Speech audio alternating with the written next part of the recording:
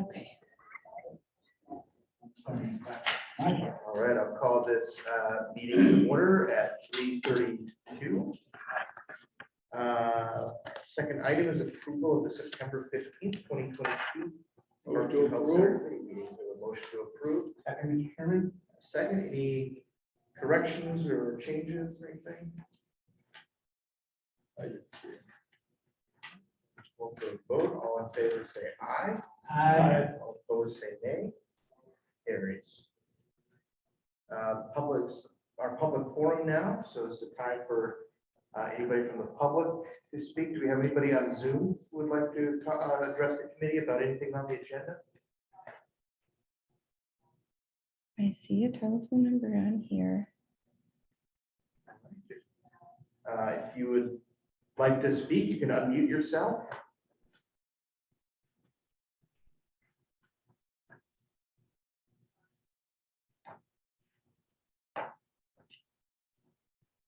Okay, we'll close that part of the meeting. If the phone number was having trouble opening their mic or anything, and figure that out later, feel free. You can just interrupt us. Moving on, I'm going to just flip item 4 and 5, if that's okay with folks. We'll take 5 first. We have a new member of our committee replacing former Supervisor Bob Peschel. We have Supervisor James Ponzer. James, you want to introduce yourself a little bit? Okay. Well, I like to tell my name is James Sponser. I actually wanted to get on this committee at the very start, but it said, what were your qualifications? I said I didn't have any. I was close to being a resident and a worker. He threw me out. But I really go a long ways back with Parkview, even the old Parkview when they tried selling it. And I don't know if any of you remember that or not. And I've watched this place ever since. And I don't think it's in danger of that, but it pays to have the inside. So anything I can do to help, let me know. Okay. And I'll probably be contacting some of you to bring me up on date. James, what do you do? Well, right now I'm cutting grass for the school system, but I retired and my daughters both work for, both of them are teachers. Said they need help and it was supposed to be part-time just in the summer. Well, it's going to be full-time and it's almost November. But before that, I worked at Hoffmasters for 35 years as a printer. Welcome. Hmm? Welcome to our. Thank you.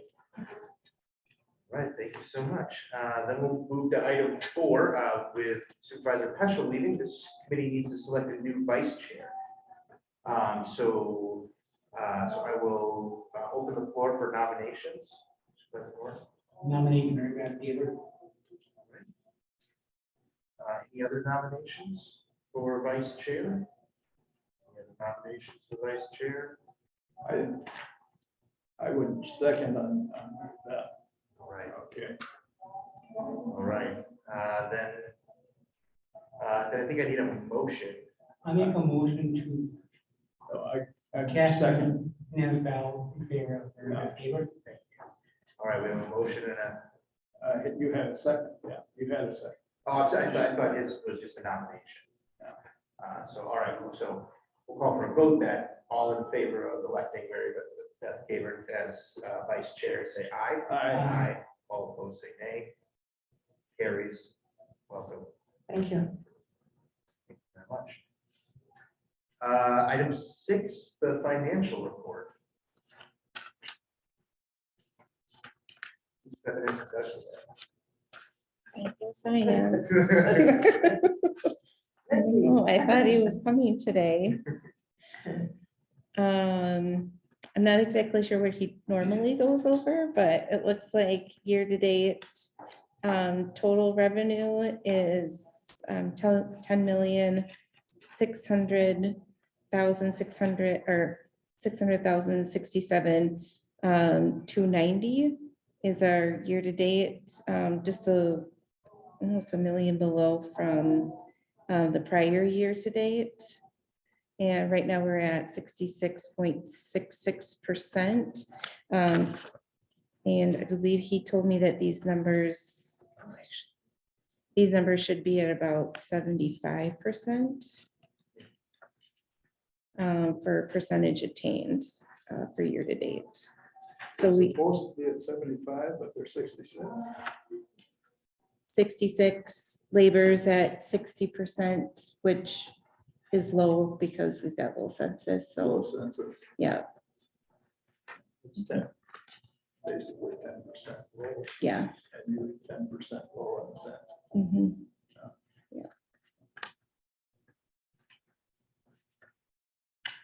The good news is that the expenses are at 61% of where they should be. So, Mhm.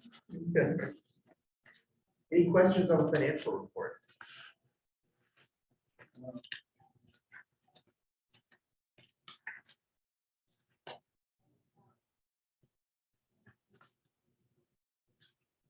Contract services are at 61% currently.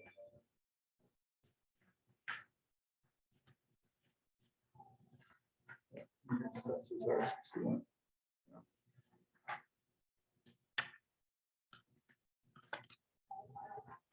Any questions? All right. On to the administrator's report. Okay, so currently we are in outbreak status. We had to, currently right now, we're in outbreak status. And we've continued to be in outbreak again.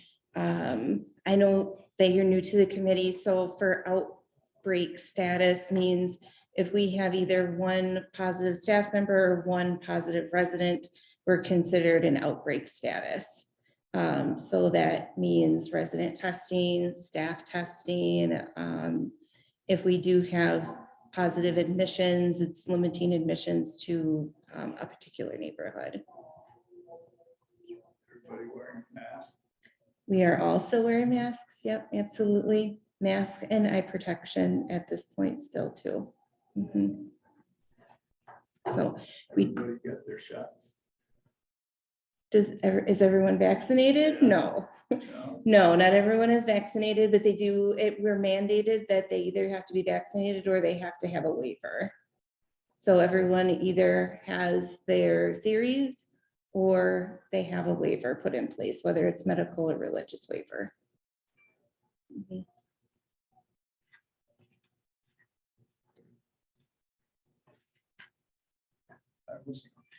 is there a sheet that's missing your normal? I wasn't sure if this was normally a sheet that was provided or if I just spoke. I think it's often provided, but sometimes it has just been an oral report. Okay, I think, probably the nature of how quickly things are changing for you may dictate how you wanna do this. Sure. But, perhaps you just pick, maybe in the future we could do like the Monday before the meeting or something like that as sort of a snapshot. And we could sort of take a report from a written report that captures, from that date or something like that. okay. So, what is our capacity? How many we have now? And then I guess, I think the sheet would tell us how many are private, how many are Medicare or whatever page. I mean, is that what we usually get right? Correct? Yeah, there's a funky little report that's. is Yep, what- I've got it right here. Oh, okay, that gives us a snapshot of how many admissions, dismissals. Oh, so you guys get this as well then? Yeah, Oh, okay. That's what I was looking for. so if today you need to read it to us, that's fine. I'll just make my notes. You've got this format in here that you can actually read that to help a little bit. Just write the numbers. Sure. So, so that's our update on the COVID status right now. For September, our average daily census was 109. That's also, it's not on the sheet, but it's a capacity or occupancy is 65.1%. We had 7 admissions and 5, oh, I'm sorry. We had 8 admissions and 10 discharges for for the month of September. We currently have 35 on the waiting list. And payer source numbers, for September, we had 22 private pay or VA. We had 77 medical assistants, 5 family care, 1 managed care, and then 3 Medicare.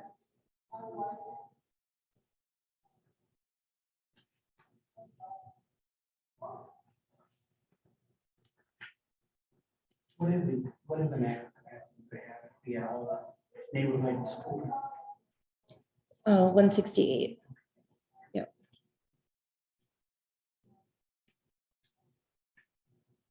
So the number on the waiting list really increased. Because I think we're at 15. That's what I heard today was 35. Wow. Mhm. We've had a lot of family members calling for placement for their loved ones. That's the very last good couple that we weeks. got them on the waiting list. So that's, wow. Super that people are, that answered my question about people being interested in coming out here. Oh, yes, there's Can I ask definitely a quick interest. question on that waiting list? What do you mean waiting list? It's, Because some people, and it's happened in my family, something happens and they have to be administrated that day or within the next 2-3 days. Mhm. So what's waiting list? so our waiting I'm a little list, confused on that. Is it like they're shopping around? some of them are, some of them aren't quite ready and they want to be on the waiting list because they know it can take a while to get into the facility if they're not at the hospital. If they're at the hospital, things usually move a little more quickly if we have beds available or if we have the staff to take care of them. So that's what we run into is either we don't have beds available or we don't have enough staff on that unit to increase census on that unit. So they may go somewhere else and then ask to be put on our waiting list till we have a bed available, or they may be at home and just not ready yet. Okay, I was just wondering. Yeah, if or they some might be in a waiting different list- facility and want to transfer to Parkview when we have a bed open. Oh, because you're not at full capacity Correct. and they're on the waiting list, but I Yes. understand you don't have the labor Yes, to go with it. Right. All right. we have 2 units shut down. 1 unit is capped at capacity, Mhm. which is our short-term rehab unit. So that's slowing our short-term rehab referrals. What are the staffing shortages right now? Well, right now we've got 46 open positions between nursing and CNA. Between nurses and CNAs, we've got 46. Oh, okay. That's better than 46 open last out of Yeah, how yeah, many? yeah. What do that mean? Out of how Because we had many? 46 46 on out our of website. Yeah. All right. Yeah. What's it? How many total positions do you have and 46 that you have open? 46 of you, 200 and you have 46 open. It gives you a percentage. Oh, that I don't know. Your I total, would say 30%. you're down. I think we 30%. normally, I think I was told that we normally have close to 300 staff members, and right now we've got 200.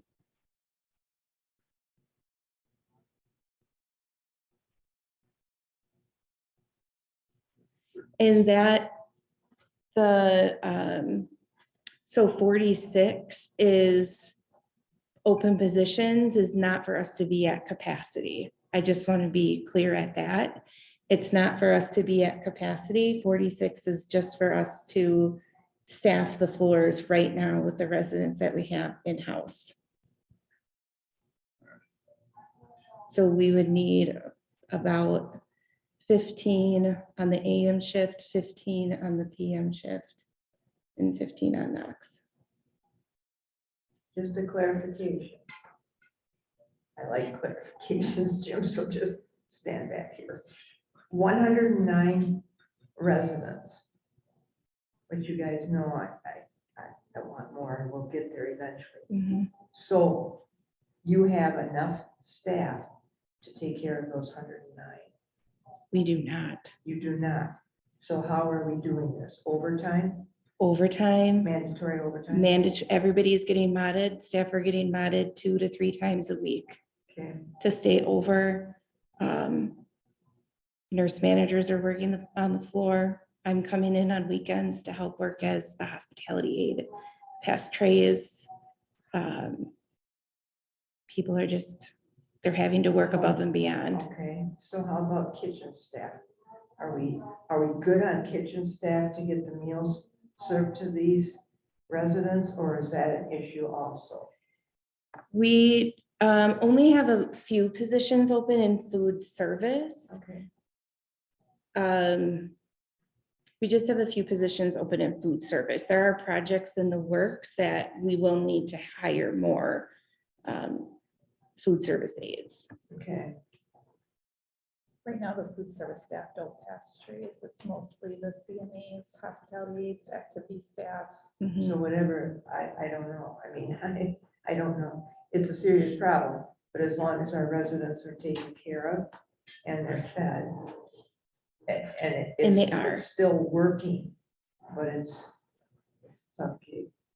It's working, but people are getting burnt out. I shouldn't say getting, they are burnt They out. are. They are burnt out. How about on the application side of it? Are you seeing any trend where people are applying to be a CNA? We are seeing applications that come through, or we're hiring people for CNAs. Majority of them are not picking up a full-time status. It's a very part-time status or casual call position. We're also seeing some hospitality aides that come into play as well too that we're offering, but again, those are a part-time status or a casual call status, which they're there to support the CNAs, which is very helpful, but we do need more hands-on licensed staff. And we need hospitality aides that are full-time.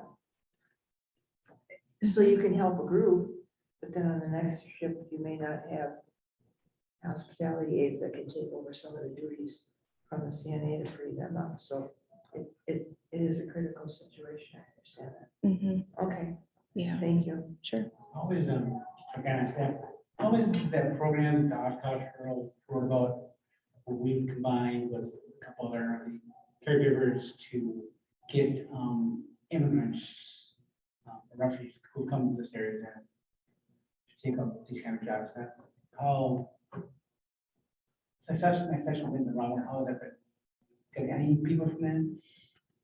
I haven't had any calls on it. I know Ashley, our director of nursing, is waiting on a call from that program. But I haven't had any committee meetings about it either. Nothing in the works that, as far as I'm aware of.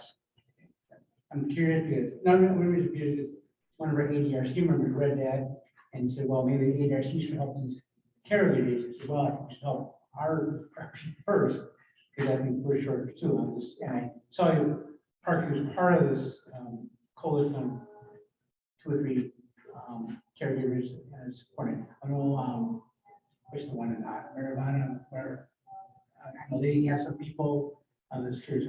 Okay, thank you. I went to that last meeting for that committee and they were going to start having the refugees work with the skilled nursing centers, but they were gonna go based off which of the SNFs were closest to where they lived, because transportation is an issue for them. So they were just gonna start having them enter our workforce, but they were gonna go by whatever SNF was closest to where they lived. Have any language barriers when you bring in help from outside, refugees or whomever that you hire in as help or as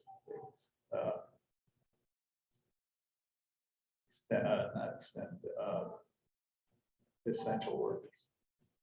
You have any language barriers with regard patient and help or help to help? No, or not? no. I know in the refugee program, they do come on site with an interpreter. But we haven't had anyone come on site yet for that program. But currently, right now, no issues as far as language barriers. Curious. Handle that. Oh, if we did, Well, Or- yeah, if you had people in that you knew were looking for work and you knew that they were really competent because they'd come from another land doing the very same similar things or whatever. mhm, And yet there is a language barrier in that if you hired too many of them, or if you hired even one and you didn't have somebody interpreting for it. we would need something, Yeah, even if it was a 24-hour a day telephone that you can call for interpretation. Because they do offer that for residents as well too, if we were to take someone who maybe spoke Spanish and none of the staff did speak Spanish. And the refugees in that program, they have a caseworker through World Relief and Forward Service Corporation that would come out with them. But then they also said they would be able to teach our staff how to use like Google Translate. But the other part of that is most of the refugees in that program don't have nursing experience, so they would start in food service, housekeeping, laundry. Yeah. Anything else from the administrators report? Not for me, I'm good. All right, then we will move on to item number 8, information only, general overview of Parkview financial structure. You want to I this don't- for our next meeting? Yes, I think we're gonna have to. I thought it'd be good, that would be the one who know the most about that. Okay. I will kind of go at this point, the 2 projects that were approved on Tuesday night by the board, those are coming out of the general fund of the county. It's not coming out of the reserves of Parkview at all, right? And we're not paying that That's anyway, right? Am I correct? You're correct. Those are coming out of the undesignated reserve fund. the additional, you're talking about the addition for the dishwasher and the additional. The water. Pipes. For that, yes, that was brought up. Yeah. All right, so we will take item number 8 at our next meeting and move on to item number 9, discussion and action, tuition reimbursement program. I think we're gonna have to put that on the next agenda too. Okay, let me keep that, I'd like to keep that on if there's any discussion at least, since we don't have another meeting for the budget session. So if there's anything that you'd like to share with us, I guess, am I correct in saying that like this is a goal? There's still some things internal to the county that you're working out with it? Well, I think first of all, I need to speak with John in regards to this. I was under the impression that they would like to have tuition reimbursement go through workforce development. So you will not need us, or one of us, to bring an amendment to the budget to put it in the budget. Am I hearing it correctly? Well, they denied it to go to the budget. Well, I understand that, but us collectively, which are, maybe we all agree, could put an amendment, to put in $40,000 for that. I think I The need, the wish list was cut by the exec, right? yes, because he wanted it to go through this committee, Right. but I have to reapproach him because I was under the impression that he wanted that to go through workforce development for the entire county instead of Yeah. a particular department. Yeah, so Mike, you are correct, President Norton, you are correct. We could, anybody else on the board could author an amendment regardless of what the executive has said, or, whatever. about, to put $40,000 into the budget for this program. But I think what you and perhaps some other people in administration are saying is maybe we need to think about something that isn't just for Parkview, something that other departments would be able to plug into as well. Mhm. So I think maybe what we need, I think what we need to do here is, I don't think we have an action that we need to take.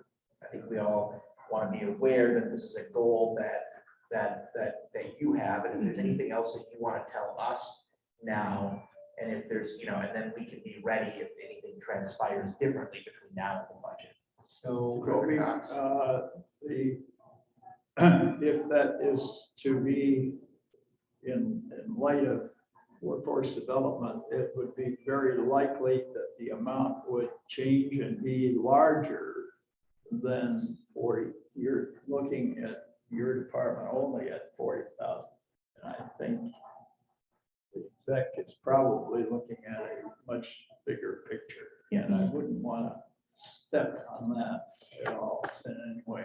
And then that's why I don't think we have any action today. I think we just want to come to an understanding or a learning for this group about why this tuition reimbursement would be a priority for Parkview and how it would help the staff.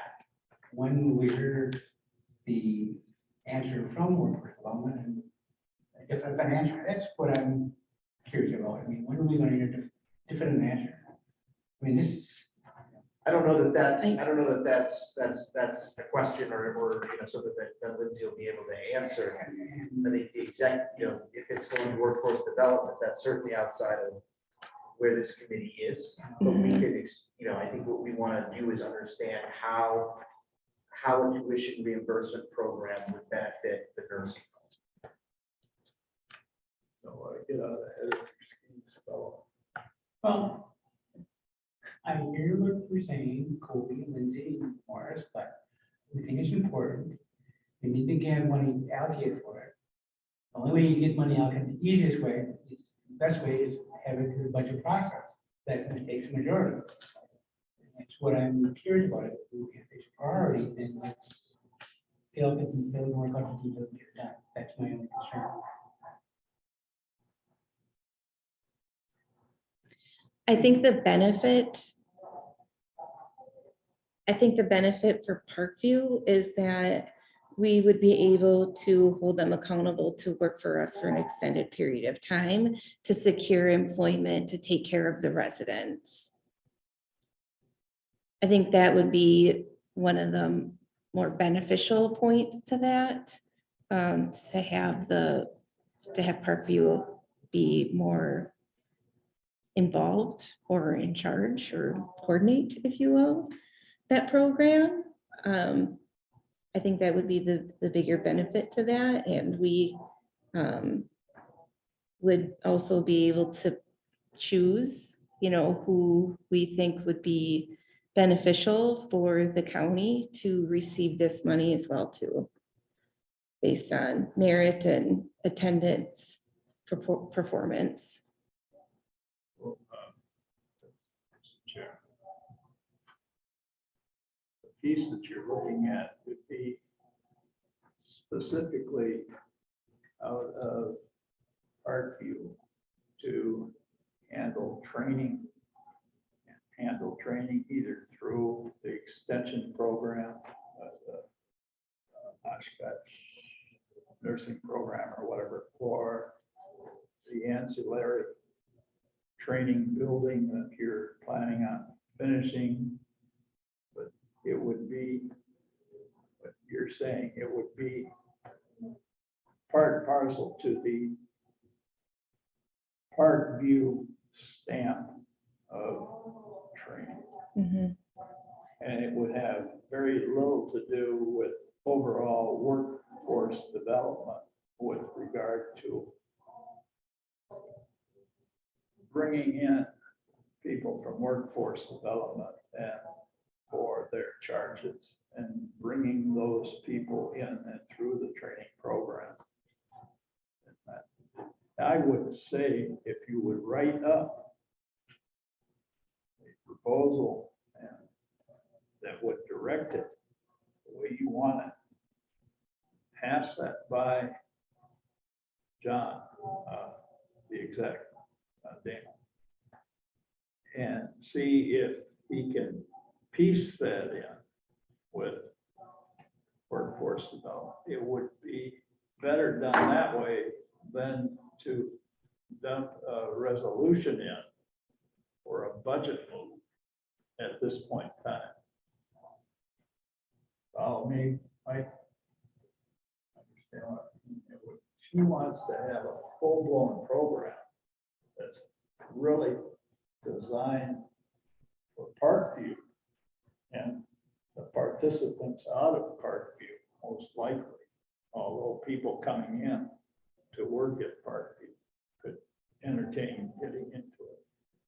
Yes, they would have to be current employees and they would have to be past their probationary period of 6 months. So it would all be directed by Lindsay, the director, and how it fits with whatever.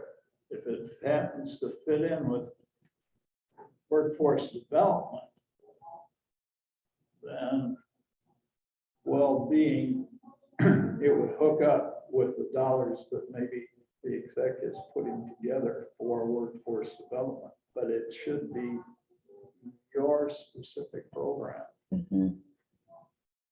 for your people that you're hiring into the program. And that's what be a good idea to throw a budget plan together and do this right now without getting John involved. Well, we will wait and hear, I guess, what the plan is. And certainly be ready to act during the budget or in the future when that plan comes to be. Any other questions about? When you say workforce development, you mean like the state of Wisconsin workforce development? It's where that's where My understanding is the workforce development, is it workforce development board? Wisconsin, right? Like Fox Valley Workforce Development, it's part of the, no, it's, Oshkosh has a workforce development as well. Yeah. It's all plugged in together, and that's what John's doing. We were that close to get touched. You got it. It's a county, I understand it's a county commission, right? That the county executive appoints people to. News to me. I mean, let me back up. Morris said it's Fox Valley, yes, because our former colleague Larry Longstreet served in that board for us, and we know, and other people. But I thought they were separate. I thought it was a state of Wisconsin thing, and a county thing. That's where I'm getting confused. I don't really have.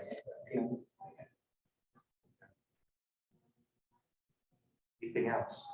I think we're gonna lose something here. That's my thought. Parkview sits by itself as having dire needs. Workforce development isn't gonna turn that around. I don't care what you say. So we're gonna be part of a bigger picture, which is wonderful.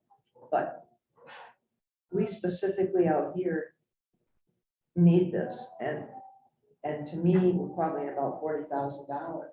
It's a lot of money to me, but more so, I'm trying to get these people in here that want to continue their education, which Morris brought up many months ago at a meeting, some incentive here, and it may get lost in the crowd.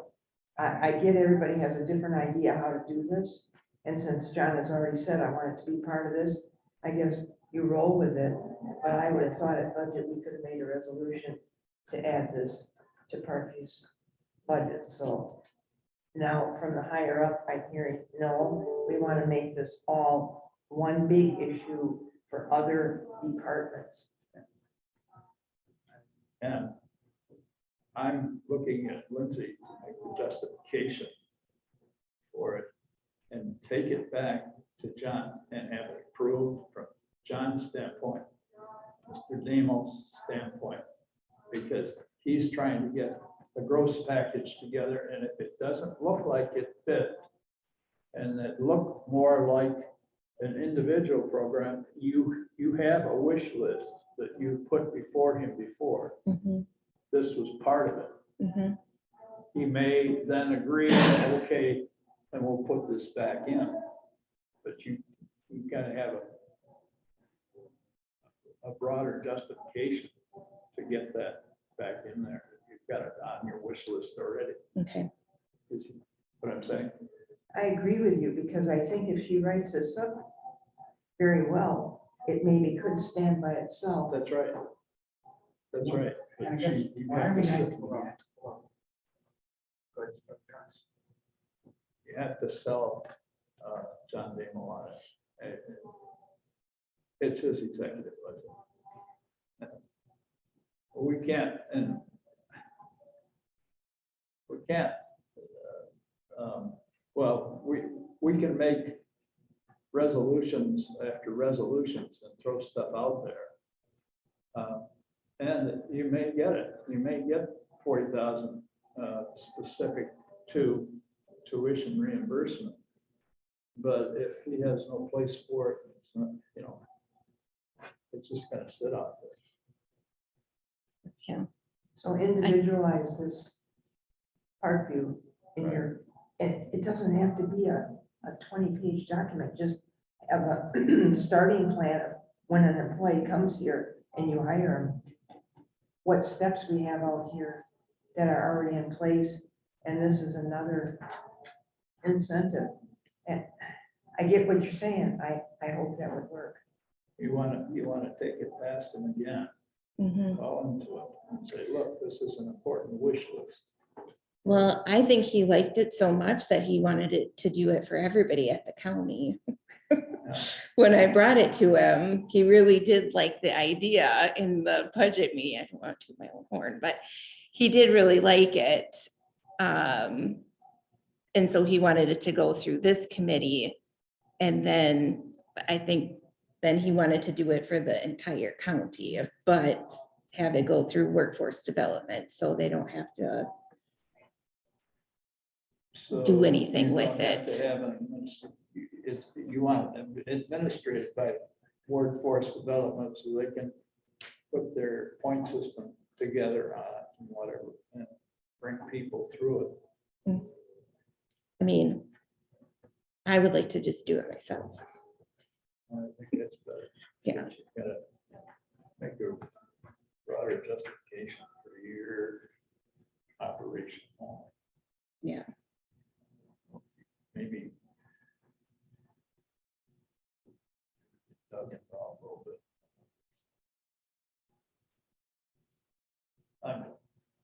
Supervisor Norton? No, I said, I think by waiting, me and my brother are so aligned with this, I think it's correct. We think it's a good program, I think we should go ahead. This whole thing about being part of some workforce development program, the first I've heard of it, I don't know how long it's gonna take. It's gonna take money to implement this program. What's the budget, one way or another, 40,000, I'm sorry, I mean, I'm willing to get a little wait, but I want to make an amendment at the budget time, but I'm afraid my colleagues in this committee will shoot me down and won't help me in it. I don't get this, let's go for workers, I'm not getting that. This is the first I've heard of it. I've heard of it from this committee, from Lindsay and other people. I think if Mary Beth's right, I think it's a good standalone program, if there's more on it, we should do it and go with it, but that's my opinion. Right, we will hear how things transpire over the next few days. Yeah, I know we talked about it last month a little bit, so. We talked a little bit about it last month, but we did have a plan in place based off of other counties. We sent out an email, everyone got back to us as far as what tuition reimbursement programs that they had, so we kind of took a little bit from each of them that we thought was really good ideas. And so we kind of met in the middle with what other counties were doing. I think you did a good job, and so I want it local. I do want it, that 40 for this place to do their own thing. Take everybody else and put them over there, but we're ready to go, and we have a reason why we're ready to go. So I think it's worth you bringing it back around again. Okay, I wouldn't give up. I would make one more try.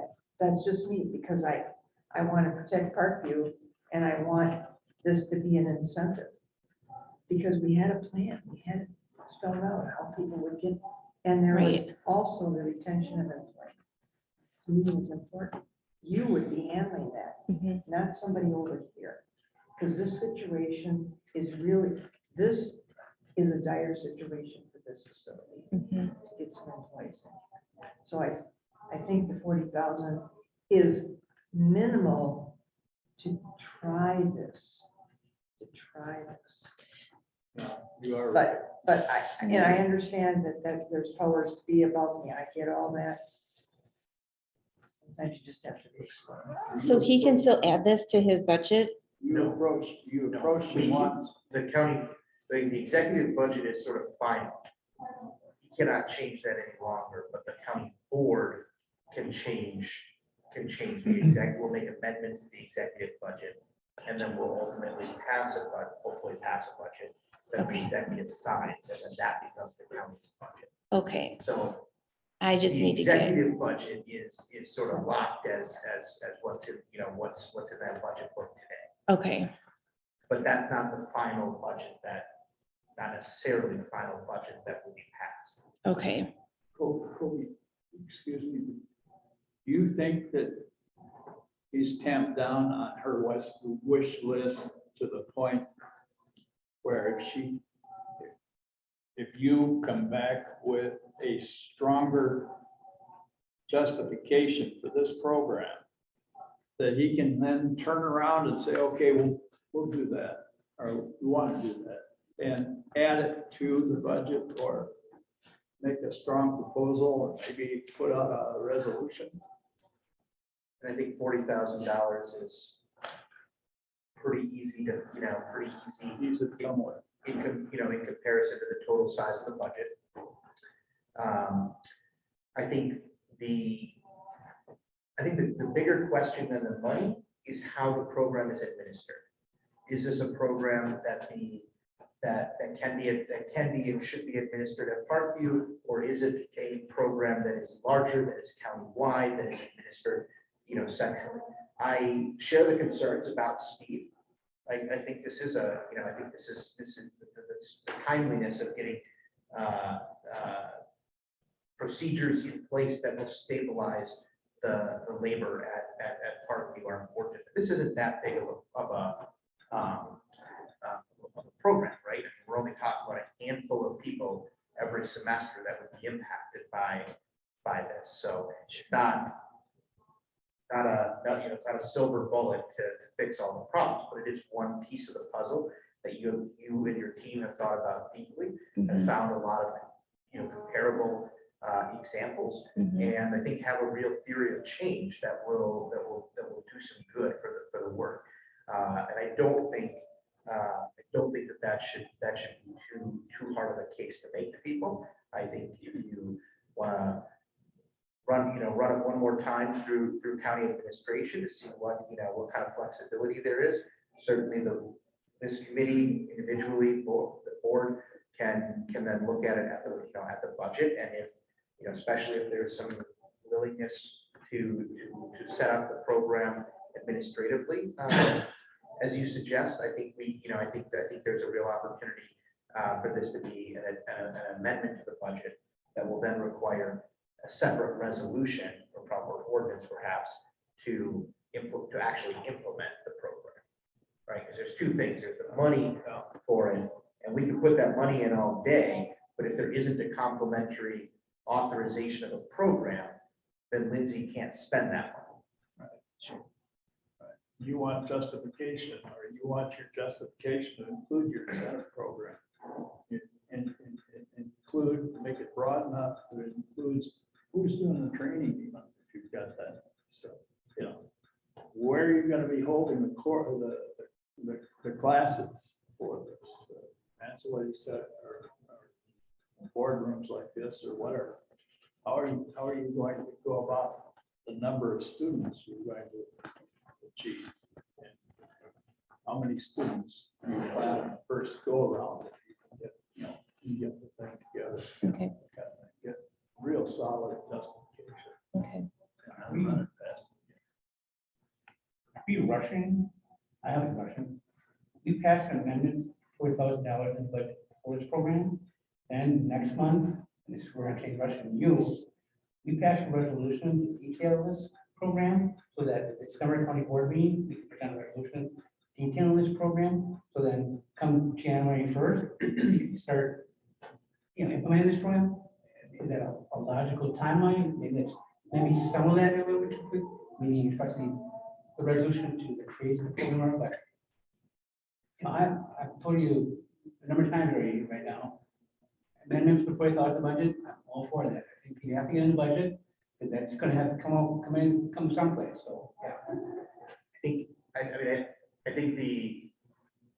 don't think this committee should put, should bind timelines for the creation of that stuff. I do think, I don't think, I think you all understand the urgency. You're the ones who are driving the boat on this, anyway. So, Yeah, I And- think, yes, I think, Lindsay has a draft of what the program looks like. mhm, I think if speaking ahead, maybe out of turn, but I'm assuming that if the county board had put a $40,000 amendment in for this program, it would probably not take very long for you to turn that, what you already have, into a resolution to enact the program. right, I pretty much have it all written out already of how that would work and reimbursement based off of part-time or full-time status. And it would be an annual cap for that, and each semester they would have to apply for it on a first come, first served basis. And then we would look at performance and attendance would all be playing a factor as far as who would be approved for that. But it could be a college student. Absolutely. That, we can't forget about that. We're not gonna train everybody in the new training facility. It could be Susie Smith that's going to school and she has enough initiative to come to you and say, I'm paying tuition and I'd like to be one of those 5 that if I show you my report card, because you said a C average or whatever, which I took exception to that. I want to be in on this because I can get a little bit of reimbursement. So it can be, or a Fox Valley Tech student that's going on. It does, so I don't want that to be lost either, that we're not gonna do all the training out here to get you a report card. You will be a student somewhere.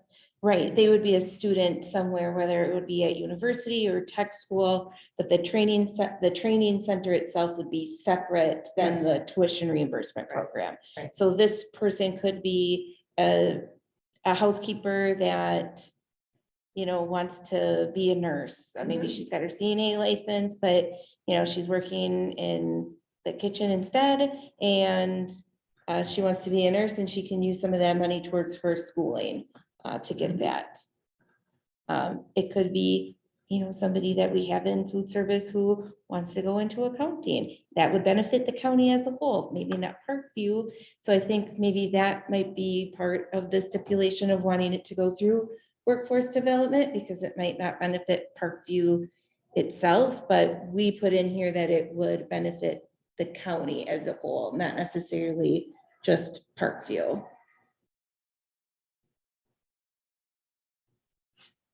Again, that strong justification and take it past him again, so that he thinks it's his idea. When you do that, he gets told, it will come down to whether it's 40,000 or 30,000 or 50,000. And then we'll know what to do at budget time if some of us think that a resolution should be brought forward.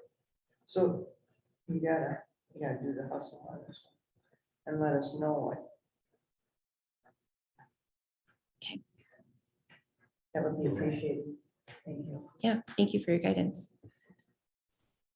Item number 10. Discussion and action, increase casual call, RN, LPN, and CNA wages. So we are looking at this with human resources. We just had a call with them a couple days ago in regards to this. Is looking at the casual call RN, LPN and CNA wages because those have not been increased. So we are working with HR right now of coming up with wages. They have it as a policy as set numbers versus on the pay scale itself. So whether it was minimum or the top of control B. So we wanted that changed so it wasn't set hourly rates in there. So when the wage, when the increases for wages happen, then their wages also get increased. We don't have casual status people that are working there for 5 years and don't get an increase. So that's something that we're working on. Jim, are you following this? I was lost for, as soon as you went away from hourly wage, I thought now you were going salary. So if you're going salary, okay, explain it, because I'm thinking you just gave them a raise that they get X amount no matter what, they don't show up, that ain't gonna work. They don't get, so if you're casual call. So we're back on the casual call. Casual call, RNs, LPNs, and CNAs, their wage has been an actual dollar amount instead of being a grade 1 through, I don't know, 30 or something like that. And that wage grade gives you a range. So maybe the range is $15 to $19 an hour. And I come in with no experience, so I start at the bottom. And then every year I can my review or whatever, and I can get an increase. But for the casual calls, they've just been fixed at whatever amount. And they could be there for 2 years, 5 years, 10 years, and they're just fixed at that amount. So the suggestion is, if I'm hearing it right, to take them from a dollar amount and put them into the regular wage scale, wage range, which would allow each individual to be housed in that range somewhere according to their experience and time with the county, and then be eligible for that wage to increase as they keep working. One additional step, it's like the TO, when you take a look at it, there is a starting level that everybody start at. That they go up. And if you raise a certain level in that job description, okay, and it's attached to job descriptions before or after, you start a daisy chain of events that continue to go on. And you start looking at all of the various job descriptions down the line to make sure that everybody gets a certain percentage increase. So if you're working on percentage, you're working on a particular job description, and you start a percentage of growth, you want to carry that through to everybody. Mhm. Otherwise, you get bad feelings at the, at the higher levels, as a matter of fact. Right, and annually, those increase annually, those wages, they increase annually. So the casual status staff members don't get that increase that everyone else gets. So I could be a casual status CNA that starts today at $14.86. That's our starting rate wage. And in 2023, the beginning, they could increase that to 15. I don't get to start at 15, even though maybe somebody in March starts and they get $15 an hour. Does that make sense? Yeah, so you'd have to quit and get rehired if you wanted that $15. Basically. Wow. Yeah. I negotiated labor contracts for years, so now I'm wondering, So once you, what we're doing is we're pinning it to a spot in the wage category. So say we're top of, it's broken up into four grades, A, B, C, and D. So we're putting it to the top of say, grade A. So whatever the top of grade A ends up being each year, that's what this person is gonna end up making each year. So they will make a slight increase each year, not a set dollar amount. So you're still working on that, and you're gonna come to us with a resolution next month or something? Mhm. Okay. But I also heard on there that you said, correct me if I'm wrong, that that will also depend upon their absenteeism, their work performance, or am I mistaken? No, that was the tuition reimbursement program. That's my mistake. No, that's okay. Boy, you're gonna have a lot of problems. Okay, no, I got you. Anything else on this? All right, look forward to that next time. Moving on to 11, discussion and action, the COVID hazard pay renewal and revision. So this resolution, well, we already have this resolution. We were having $10 an hour.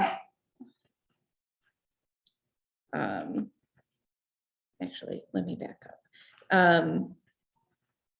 In the beginning of October, the COVID regulation, they're still requiring us to have a separate COVID unit and quarantine residents.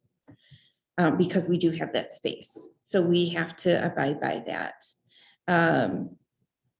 So we did have a resolution that was passed. I believe it was in June. Mhm. It was passed to have staff members who worked on that designated COVID unit being at higher risk to receive an additional $10 per hour. That resolution expires at the end of December. We would like to renew that resolution, however, put the dollar amount at $5 an hour instead of $10 an hour. And then also include all staff that work on that unit. Correct. This was just, originally it was just for nursing, so it did not take into account the dietary staff that have to go onto that unit, the housekeeping staff that have to go in and clean the unit. It did not take those workers into account, and they're just as at risk. And we have one area out here that is just, one neighborhood is just one. Correct. But you're right, it was just the CNAs and the RNs, because I remember this committee and the county board asking, how many people are in there from Parkview? And there's a CNA on a shift and a nurse, but we never did talk about dietitian, cleaning service. We never went that way. Because Yeah, the activities. How was that paid for? How was this paid for? didn't we have a grant to begin with? Well, yeah, some of that money came from the grant, but because our census is lower, we have extra room in the budget to fund those items. I'm not against that. Primary basketball was like too, but we kind of heard a small, I think we know what kind of questions are gonna come up. Who's paying for it?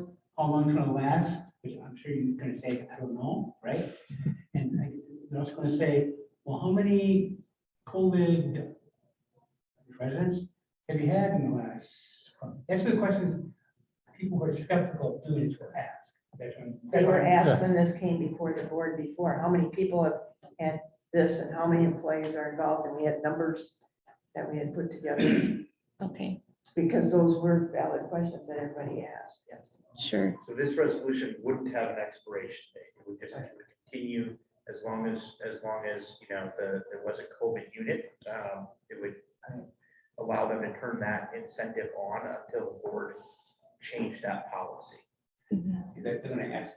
One thing, if I have, other people, not me, would say, who's gonna end this unit? And that's one thing that someone's gonna bring up, can you sunset or something? That's one thing we have to kind of anticipate. I think that some people would ask, why aren't we putting a date to end this? That's what I think some people would bring up. And sometimes we don't have anybody in there. Correct. We don't have anyone in there right now. It's only if we start having multiple residents that are positive with COVID. So if we had one resident, we don't automatically move them to the COVID unit because we have to staff that. So it would be multiple residents that would be on that unit. And the last time we had a COVID outbreak with residents actually on that unit was, I believe, in August, August. yeah. It was right before I came. Yeah. No, we were just, middle of August is when we were shutting down the unit, so we haven't had anybody on there or anybody working that unit since the middle of August. So it hasn't gone, nothing, no $10 per hour has gone into effect since then. I have a question. This came out of a grant, correct? Well, it originally started with all the COVID CARES money, but that's now, we can't apply anymore for that grant. That's what I thought you said. Yeah. And that's why I Although- want to know where the money's coming from. But we have less staff, so we budget for a certain number of employees. We don't have that in those employees. So the amount that isn't being used by the vacant positions is available to pay for this. You know, if you take a look at the financial report, you see like the labor costs are running at 60% and they should be at 75%. That's sort of where that extra money, you know, I it's. just found out a day ago that I was on here. Just helping you out, It's just kind okay. of point you where you can see that, so, you know, so, It usually Because comes the- from within. yeah, there wasn't like extra money added to the budget or, you know, for this or That's anything. the impression I had, that this grant was separate just to take care of the COVID unit. And if that money was it allotted in one chunk or was it quarterly? Or did you have to turn in vouchers to be reimbursed? It was a grant that we had to request based on usage, so it's a reimbursement grant. So, Yeah, I think- and that- just suck and that- money off the top yeah, and don't say a And word. that grant was pretty much mostly in 2000, and then we got partial money in 2021, but that specific CARES grant has gone away. It's not eligible anymore. So I gotta read the papers. I don't know. Doug, are you able to look and see how much this program has been utilized? Is that easy enough to pull? I believe, yeah, I can get those numbers. I think that would be helpful if it's easy enough to Yeah. to send along. We should be able to pull a pay code Okay. to figure out how much we've spent, probably in each of the last 2 years. Any other discussion about this item? Are we gonna do any discussion and action on any of these, other than the ones that are postponed? Do we have to do anything now with this? This one, You wanna postpone? we are looking for a motion and approval of the resolution to extend. The action, you want me to make a motion to approve the renewal of the COVID hazard play as energy, instead of $10, $5, I got. And to include more employees, so I guess as per whatever Lindsay was. As per administration, as part few administration Request, okay. Now that you're changing, And it does say you're renewal. changing it in a negative way. With no end date. No end date, but you're feeling, when you go to set this up for the numbers, are you not?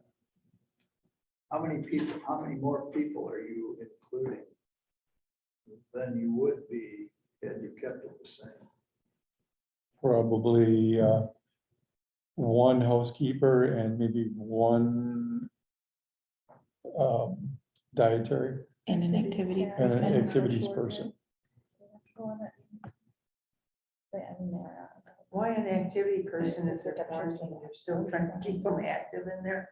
Because they're not really ill for most part. By regulations, we have to provide activities. Okay, there you go.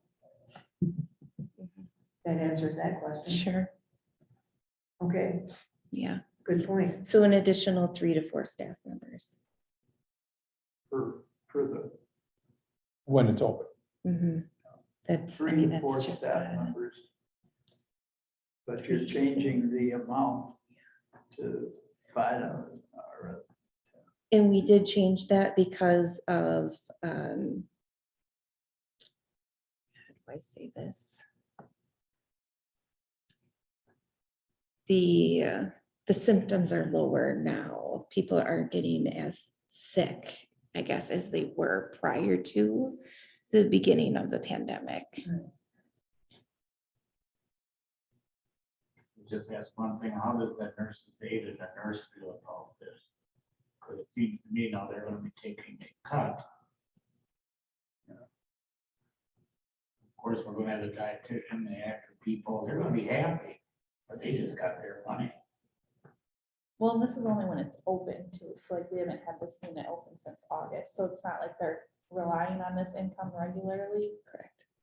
If that makes sense. It's voluntary who goes in that COVID area, right? We would ask for volunteers prior to, yes. Nobody's ever been forced. but you're sharing I do not know. with 3 or 4 people what you were spending on how many beforehand? That's How many beforehand? Oh, Before yeah. these, 1 CNA and 1 nurse. 2, 4, 6. 6. Well, and it depends on how many residents are in the unit. If it's one, True. one resident, 1 CNA and 1 part-time RN can cover it. If it's 8 residents, then you might need more CNAs. Mhm. I don't think they ever had a problem when we haven't had a lot of times where there were a lot in there. Yeah. But I don't think they ever had a time where there wasn't staff that volunteered to go into that COVID area and work there. That's the way Parkview is out here. But I don't wanna sound like, the bad guy here, but for $10 an hour, yeah, I'll go $5. Maybe I don't, I don't know if that makes a difference. but the whole scenario has changed too, from when it was first COVID to now. I don't want to go near that situation. Right. I don't know. But since And now January, it's- they haven't done anything extra, right? We had the unit open some times, correct?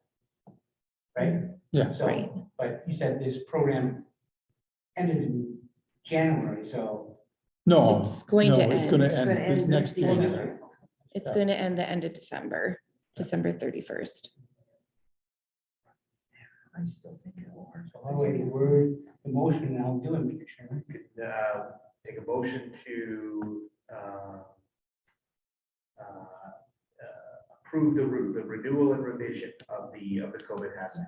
I make that motion, Mr. Chairman. Second. Right. Any other discussion?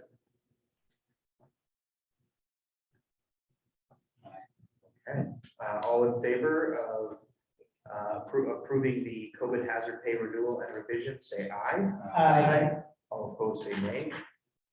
Carries.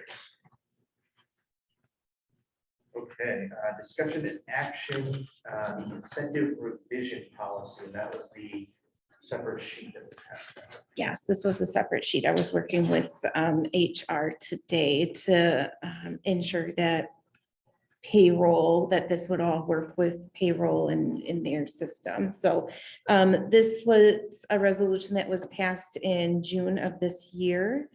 Under the background, number 1 stays the same under there. The change that we did do was the ability to offer exempt staff $68 an hour for working above and beyond their 40 hours per week for emergency or high need shifts as identified by myself or a designee. In the original resolution, this was limited to only exempt staff that were nursing staff. So if we had salaried social workers that were coming in and working above and beyond their 40 hours a week, there was no additional reimbursement. And due to the workload, they are not able to flex their time throughout the week either. So we wanted to make sure that that included all exempt staff. We also wanted to take into account the additional $3 here. We also wanted to take into account the shift differentials that they do have. $68 is the medium amount between PM and knock shift. We have probably 6 different differentials. And so this was the medium between PM, knock shift, and weekend differentials, came to $68 an hour. The 68 also is approximately what time and a half would be for most of the exempt staff that we have. That I should say, not most, but majority of the exempt staff that we have, that this would equal out to time and a half for them. So that is one change that we did. And then also the second change was number 3. We just wanted to make sure that we had this on paper to offer full-time, if they were 0.8 to a 1.0, which is full-time, double time for emergency or high need shifts. Originally, we had on the resolution that it was 1.5 times.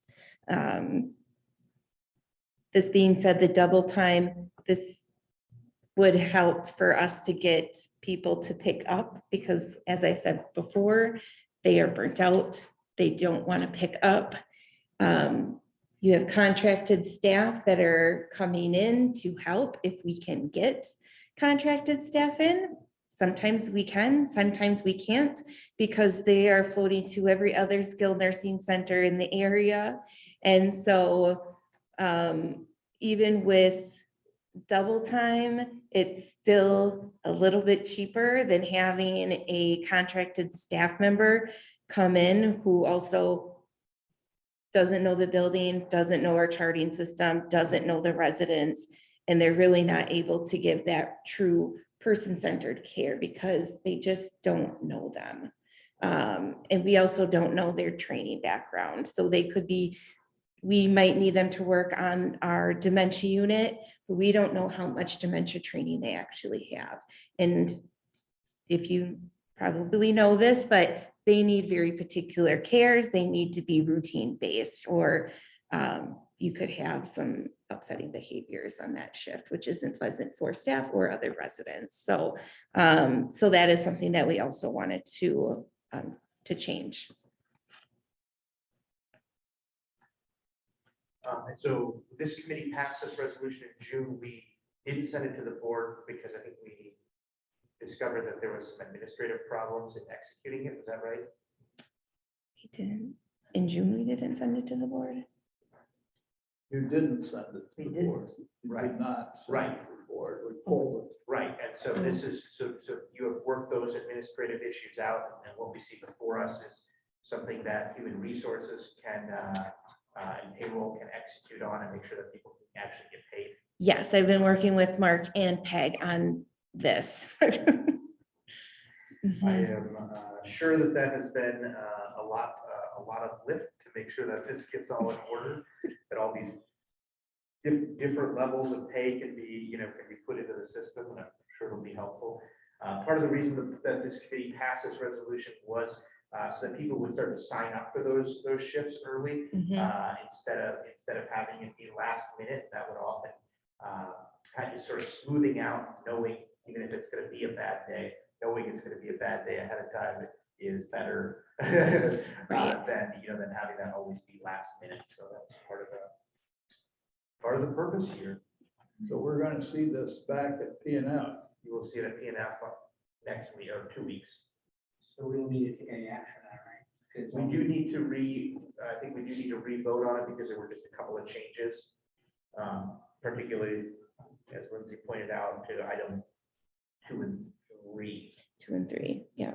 Well, I'll make a motion to second, I will second it, but incentive revision. Resolution. Thank you. I think, I was a union person, I don't know anything you want. I think what you really want to show a strong justification for this is you have all of us get an opportunity to see what it's going to do, see how it's applied, how the dollars are applied as you step through it.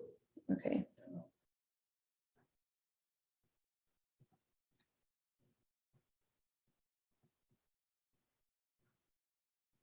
Any other discussion?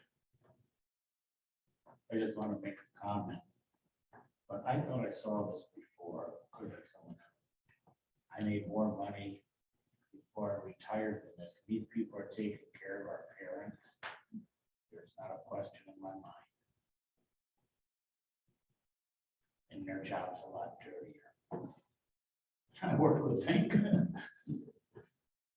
Anything else? All in favor, say aye. Aye. All opposed, say nay. All right, item 13, information and discussion, Parkview ARPA funding requests.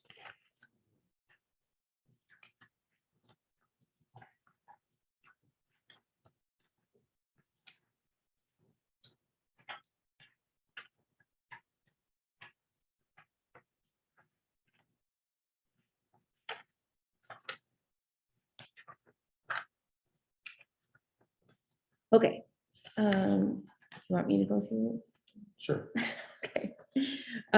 So we had 3 requests, and after the board meeting on Tuesday, I'm not sure how everyone's gonna feel about number 3, but we had 3 requests. One was contracted worker wages for 2020 to 2022.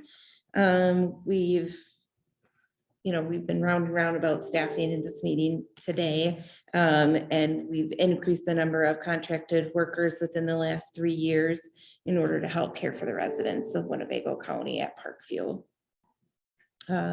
We did look at the services that we've had to contract with over the last 3 years compared to 2019. Yeah, the 3 prior years, the average for the 3 prior years, 2017 through 2019, was the 82,900. So that's what we've averaged for spending. So the amounts that come right after the years are either what we have spent in 2021 and what we're estimated to spend through the end of the year this year, based on how it's been going. So the difference in each of the ones is what we're asking for the ARPA funds to cover.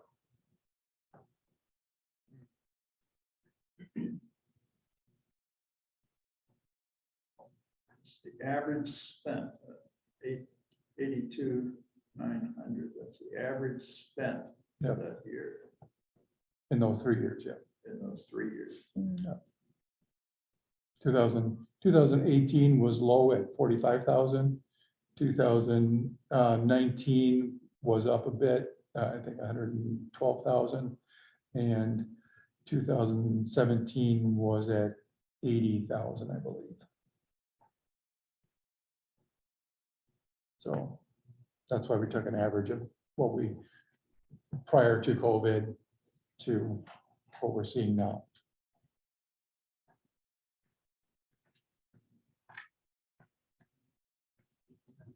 Any other questions on item 1?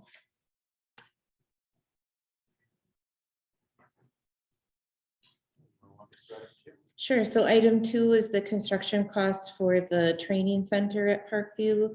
We're requesting reimbursement for 2/3 of the cost of the project, due to 1/3 of the cost being used as a garage and storage. So we really just wanted to look at the building that's part of the building that's just being used for the training center. We thought that that would qualify for ARPA funds versus a storage and garage. That's not really beneficial. So the space of the building, that's going to be used for the CNA training, to make sure that we can adequately care for the residents of Winnebago County at Parkview. This is a future project for us to ensure that we can have adequate staffing. So the completed budget for the building was $1,291,800. And so the total request would be the $861,200. Now, plan is, in order to run the committee, all these projects are gonna have to go through your committee first, is that correct? You're asking me? Yeah, I mean, on the committee, yeah, all these projects, well, once it's in the department has to go through the committee first, correct? It goes through ARPA's committee. Yeah. Okay, and then after it's approved, any local money is redesignated out of the undesignated fund. Okay, it's gonna come through my committee, P&F. So it'll go through a couple of different hoops, cycles before it gets to whole county board, correct? Yes, you're gonna see the ARPA committee count, which is, it's all approved by everybody, it'd be, I think, 8-0.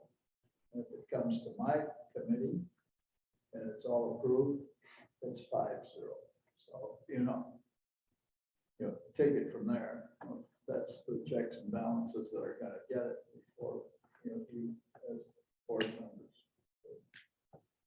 You know, and my opinion may be mute, it may not come to my board level, but I guess we are helping to pay for a project that we approved for the pandemic, for the ARPA fund we created. That's, in my mind, the most difficult.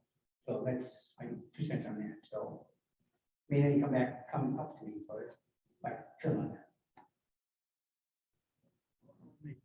Can I answer that, please? A good deal of the projects that have been approved as the pandemic was out there, all right,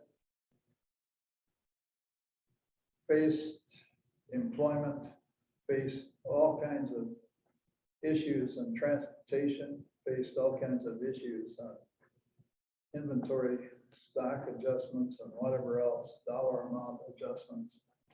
All of those things are part of and parcel of the COVID issue of the COVID pandemic. And as whether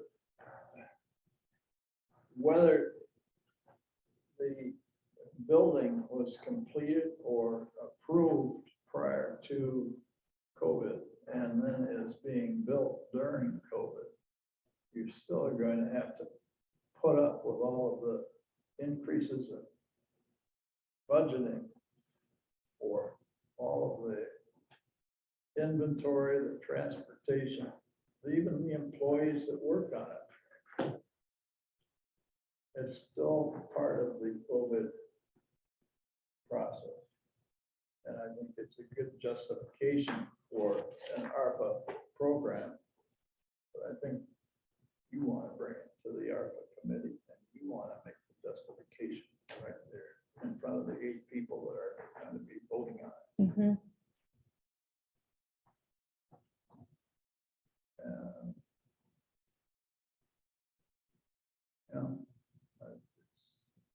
It's done a good job, at least progressing through the years. Any other discussion on number 2, the construction of the Parkview Health Center Training Center? I think that's gonna be a hard push, It will be. because it was over budget at good time. And we took money from the general funds to pay for it. So this request at 861, really are thinking about it. Then they should go back and general fund because No, that didn't come from the general fund, it came from the Parkview Fund. That additional Oh, money came that's from the right. Parkview Fund. I still think it's gonna be a hard sell. I like it when we get to 3, I'll tell you why I like number 3. No more questions on 2 or 1. Now, Doug, you and I want to take a look at something of a list that has, in general, been given to the ARPA group. You're going to see that they haven't given you much room. Okay, All right, well, then we'll move to 3, the lost revenue I can do this. Okay, so for this one, the first part of it you see is 2019. So that was our operating revenue and our labor cost in 2019, before the pandemic. At that time, we had an average census of 160 for that year. So in 2020, our rate for revenue, so I took the 2019 operating revenue, projected a 3% increase for each of the corresponding years, and what our actual revenue was. So you can see that actually with the projected increase and for lost revenue, they gave us like 4.5 or 5.2% lost revenue for a calculation. Ours would never usually go up more than 3%, so that's why I use 3%. And you can see where the operating revenue actually ended up being is 16,308,000. A big chunk of that was the CARES, $1 million of CARES money, and we had about $1 million of ITP revenue that came in to offset our actual losses in that year. So that's why, and then the labor cost went up a little bit. And so I took what our actual labor was to what our labor cost was in 2019. So that difference is the 340,000. The loss in revenue was 355,000. So that gives us a net loss for that year of 14,591. So then we look on in 2021, our actual operating loss, I projected another 3% increase there for the next year of what it would have actually been had we been stable at the 160. Our actual operating revenue was 15 million. We didn't have the extra $1 million of CARES money. We only had 123,000. And we got probably half as much ITP money coming in. So our actual loss of revenue started to increase because we were getting less grant money coming in. And then the labor cost was actually reduced from the 2019 number by 1,919,000. So the difference in that year of what we considered lost revenue was 119,000. In 2022, our operating projected revenue to the end of the year is going to be around 13 million. Projected is the 17,600,000. So we're projecting a loss revenue of an actual revenue of 4,300,000. Our projected labor to the end of the year is 12 million. You know, reduce that down from the 2019 number. That would be a reduction of 2,319,000. So actually, for this in 2022, we're projecting about a $2 million reduction of revenue. So total lost revenue that we're asking for is the 2,120,000. So based on Tuesday night's meeting, Director Howard said that we have to show lost revenue. So that's why I'm really into number 3, because we can show this lost revenue. True, it's true. We had less residents, we have the lost revenue.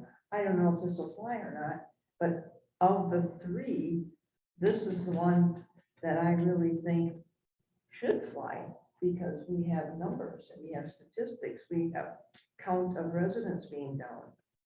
And you've done the labor part of it too. So you've done an excellent job to prove that we meet the qualifications for the ARPA money. So that's all I'm gonna say about that. I know it's a lot, but it's truthful. I mean, I'm not, again, this is, I heard you on Mr. about that. Mine's, I think correctly that this over $2 million would come directly back to Parkview. I mean, and the reason I'm saying like that is because what if in the Parks Department, we can say we lost revenue, I don't know how much. There could be other departments. And if you heard, they may say, okay, we lost $4 million in whatever.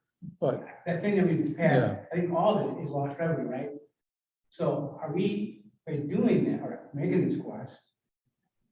You got administration part, are we gonna make sure we get the $2 million directly back to us? That's my question. that's what we're hoping.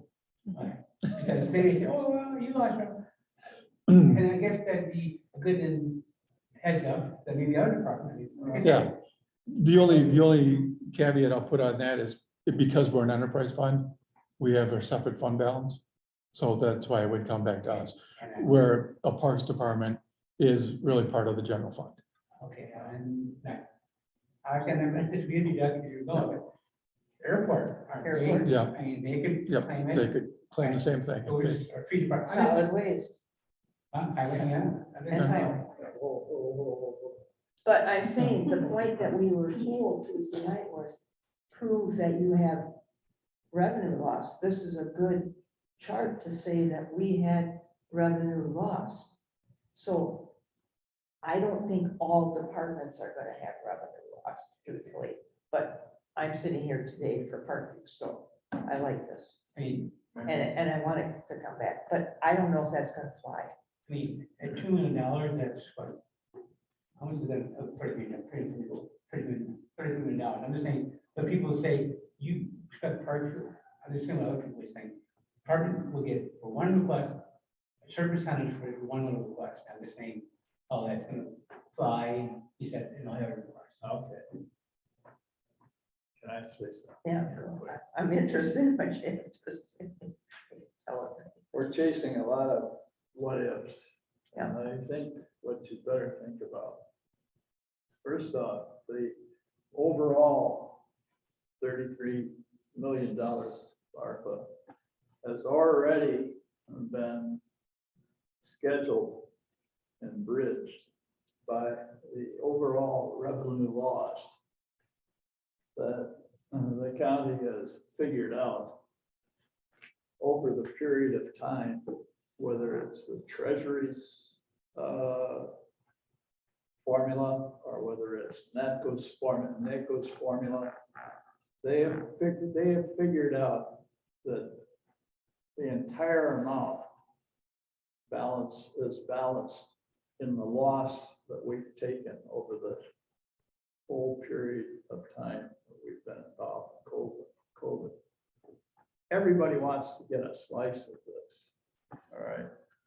It's supposed to be the whole $33 million is supposed to be in a separate fund, and that each project is supposed to be looked at separately. Well, that isn't really how the project list has been developed. All right. A lot of thought has gone into how quickly can we get through the CPI or the capital improvement plan? How quickly can we offset what we've done with the neighborhood grant that apparently didn't work out as well as they thought? All of these things are all added in, and they're still going to have to be looked at by the ARPA committee. You have to have good solid justification before you can even come to the ARPA committee. And that's why I said, make sure whatever you have is justifiable. You've done a good job here. But bring it with a strong sales pitch, because you're gonna sell 8 people on the idea that you want a chunk of that and you want it devoted to your particular project. Paul Eisen wants it devoted to the expo center and the generator that they need to have out there for electricity, because it's a safety issue and whatever, and that's $800,000. Okay, there are a lot of people out there that want to put it in water and put it in land, and you know, let's not get ahead of ourselves in the what ifs. Just let's make a good, solid pitch for what you have here and see what we can get. You know, as far as I'm concerned, I'm gonna have to, you know, try to stay neutral Yeah. and get through the whole thing. I want you to take a look at that list, but otherwise, let's not get ahead of ourselves. You've done a good job with this. Okay. Any other comments? Just so that it's right. You're asking for 2 million. When I first heard 16 million, I thought this guy's. Oh. flying. Yeah, no, that won't. That's 6%. A lot of that is directly, you know, there's a direct line between this and money that comes out of the designated fund for Parkview. I think, you know, I think the comparison, other departments certainly, you know, the airport committee or airport department has lost revenue from fueling costs, and I'm sure there's, you know, like things like that throughout. I do think the difference in most cases is that here, there is that direct, you know, that direct loss of the rainy day, you know, the rainy day fund and things like that. And you agree with Supervisor Cox, it's very well laid out. Wish you the best of luck in your presentation on next week, Wednesday. Wednesday, All right. they've moved it up. It's not at 3 o'clock, it's at 2 o'clock. So either at 1:45. Get maps. Any last comments about the What was that one? ARPA funding Maps. request? As many people as you can fit in the room. All right, we'll move on to 14, suggested topics for a future agenda. We have a couple things that we, Yeah, couple items that we're gonna move. we'll do the, let's see, yeah, there we go. The overview of the Parkview financial structure next time. We'll probably potentially have a review of the tuition program, or at least maybe an update as to what conversations have happened, if that's warranted. And we will be back with the resolution to increase the casual call RN, LPN, and CNA wages. You know, Any other items? I don't know, I do have a question. Could someone remind me what add-ons did the county have to leave in his budget? What from our budget? See, he added on the money for the media center, Okay. He did. 33 million for that. He added on 41 or 42,000 for the caulking around the base of the building. And then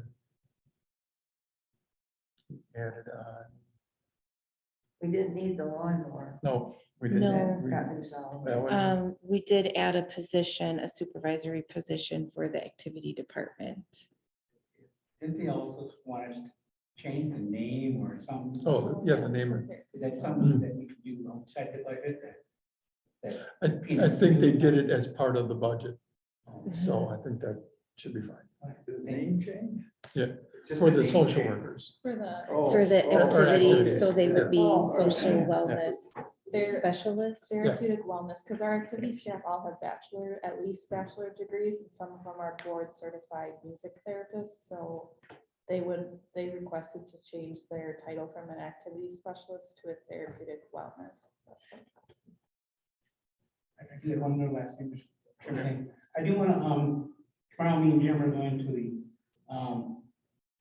WCA, Health and Human Services Steering Committee, and we're going to get presentation on the caregiver crisis.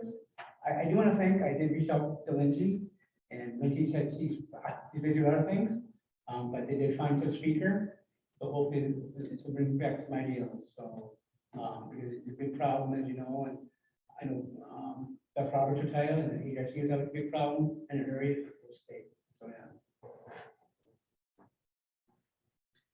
Our next meeting would be scheduled for November 17th. Lindsay's gonna be out of town. I'm also gonna be out of town. So, given that we're likely to have some items, I think it'd be helpful for Lindsay to be at. I'm gonna suggest that we look for a different date. Last time we had to try to find a different, The week before, or we. no? Oh, no, because that's. The 10th. Maybe 10th, maybe. That's a little in the night. On the 9th, but I will be around on the 10th. So folks feel like that's enough recovery time between the budget. I'll suggest, maybe we'll be done with the budget by the 10th. That was just my suggestion, move it back a week, but I don't know if that works. It's Thanksgiving, it's Thanksgiving. Do you have P and F on the 10th? Cox? I have, No. no, I No. have PNF on the 4th. Or is the I budget? moved it ahead, so we stay out of the budget. Yeah, Oh, so could you do the 10th? I'm saying yes right now. You can do the 10th? Like Jim, 10th works? Right. Okay. You're okay. Fourth, I'm busy. 4 o'clock. All right, so we will do the 10th at 3:30. We try to get this space again then. mhm. Awesome. All right, then we can take a motion to adjourn. So moved, Mr. Chairman. Second. All right, all in favor, say aye. All right, we'll see you all next month. Very much. Halloween.